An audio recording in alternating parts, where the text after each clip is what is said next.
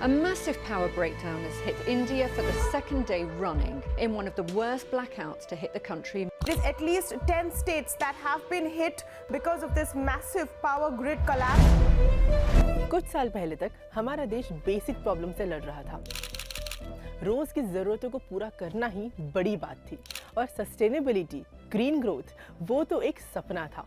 India's presidency comes at the critical moment where we really have to accelerate the efforts of climate action. India was on track to reach its commitment of generating 50% of its energy from non-fossil fuels. लेकिन आज story बिल्कुल बदल गई है। Prime minister Narendra Modi ji के leadership में India ने अपना एनर्जी सेक्टर ट्रांसफॉर्म कर दिया है। हम सिर्फ रिन्यूएबल एनर्जी के रेस में नहीं है, हम उसको लीड कर रहे हैं। आज सस्टेनेबिलिटी और क्लीन एनर्जी सिर्फ सपना नहीं है, बल्कि भारत में हमने ग्रीन ट्रांजिशन को अपनी ग्रोथ का फ्यूल बनाया है। आज सस्टेनेबिलिटी हमारी डेवलपमेंट प्लानिंग के कोर में है। 2014 में सिर्फ 2.5 गीगावाट सोलर कैपेसिटी थी, जो आज लगभग 90 गीगावाट तक पहुंच गई है। हमने 2030 तक का एक बोल्ड टारगेट रखा है to achieve 500 gigawatt of renewable fuel energy. क्या आप जानते हैं India ranks 4th globally in total renewable power capacity. In fact India ने नवंबर 2021 में ही 40% installed electric capacity non fossil fuel से अचीव कर लिया था और हाल ही में India's renewable energy capacity has hit 200 gigawatt milestone. In fact 46% of total capacity comes from renewable energy. ये ही नहीं, India ranks 4th in wind power capacity and 5th in solar power capacity globally. पर ये सब हुआ कैसे?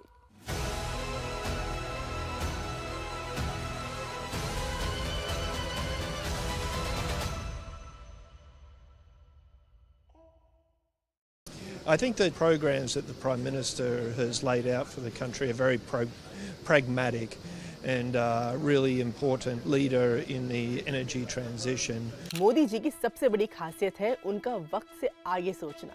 जब बाकी लोगों के लिए सस्टेनेबल एनर्जी सिर्फ एक फैंसी आइडिया था, मोदी जी ने उस पर काम शुरू कर दिया था।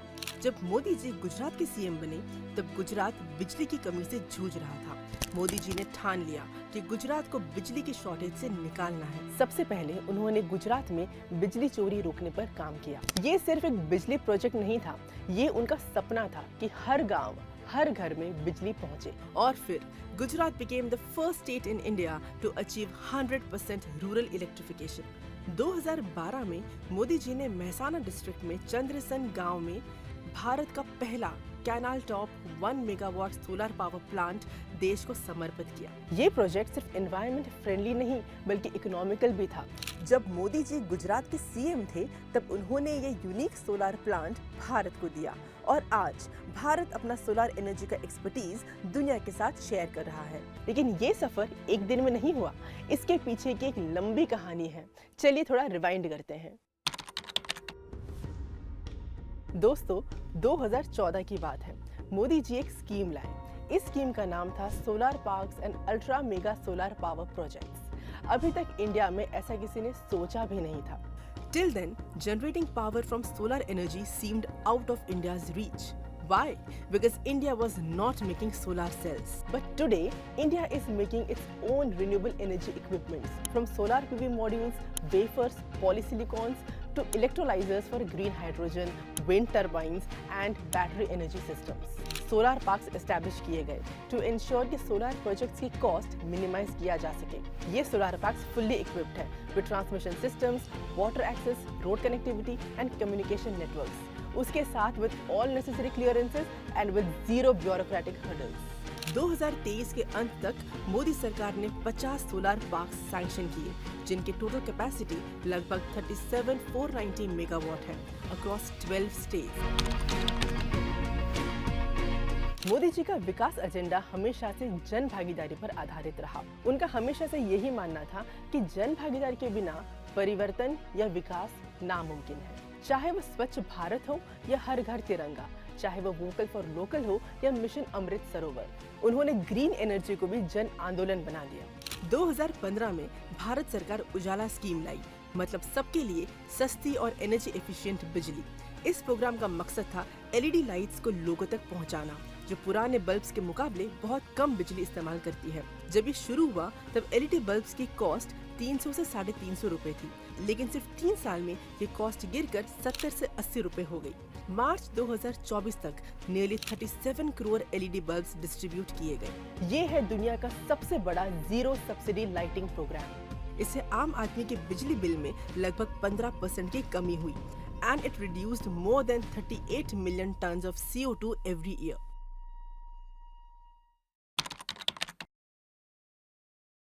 – 2020 आते आते भारत अब रिन्यूएबल एनर्जी पावर हाउस बन चुका था।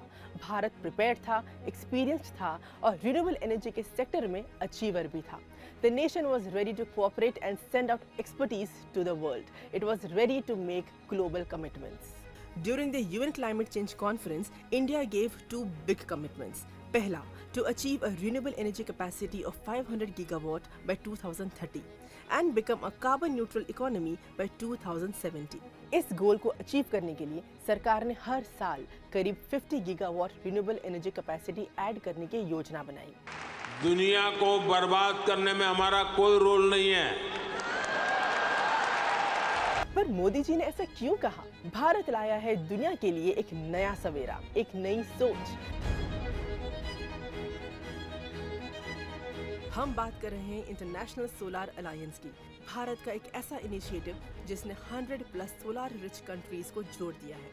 It was PM Modi who brought the vision of the sun never sets alive through one sun, one world, one grid initiative.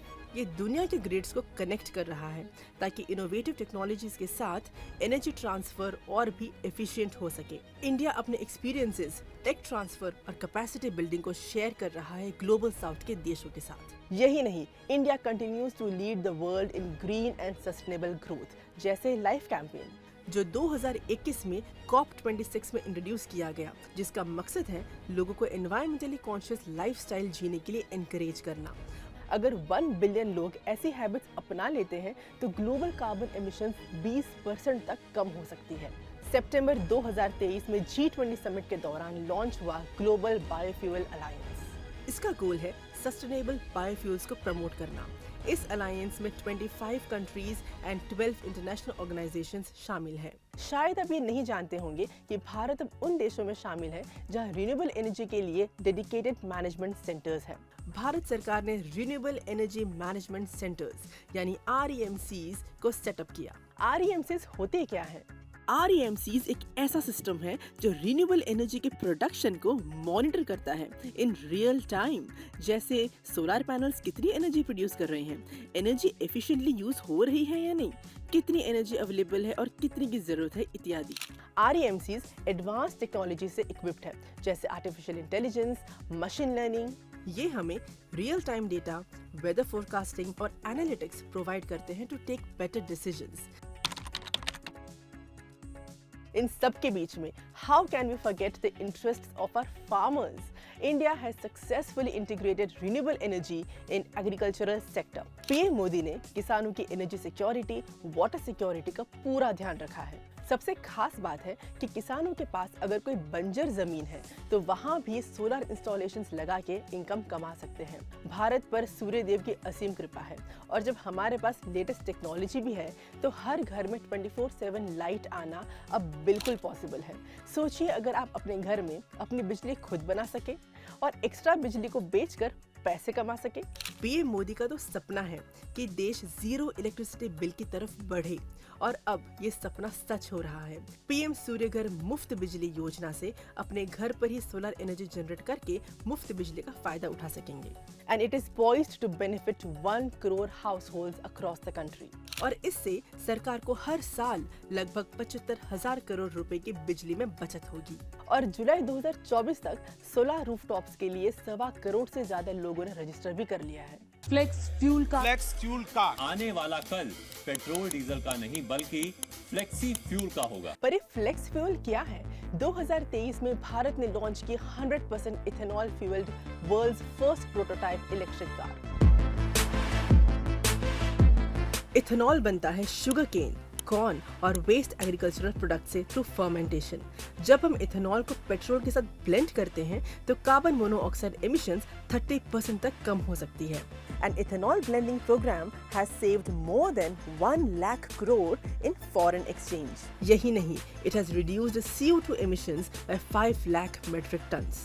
अब मोदी सरकार का एम है to achieve 20% ethanol blending by 2025-26। अगर ऐसा हुआ तो भारत हर साल लगभग $4 बिलियन फॉरेन एक्सचेंज में सेव कर पाएगा। आने वाले सालों में इमेजिन कीजिए एक ऐसा भारत जहां हर घर में सोलर पैनल्स हैं, हर गाड़ी इलेक्ट्रिक है और हर किसान अपने खेत से खुद इलेक्ट्रिसिटी जनरेट कर रहा है। ये सिर्फ एक सपना नहीं है, यही समय है इसे हकीकत में लाने का। ये तो सफर था कि भारत ने अभी तक क्या क्या किया, पर आखिर भारत का विजन क्या है?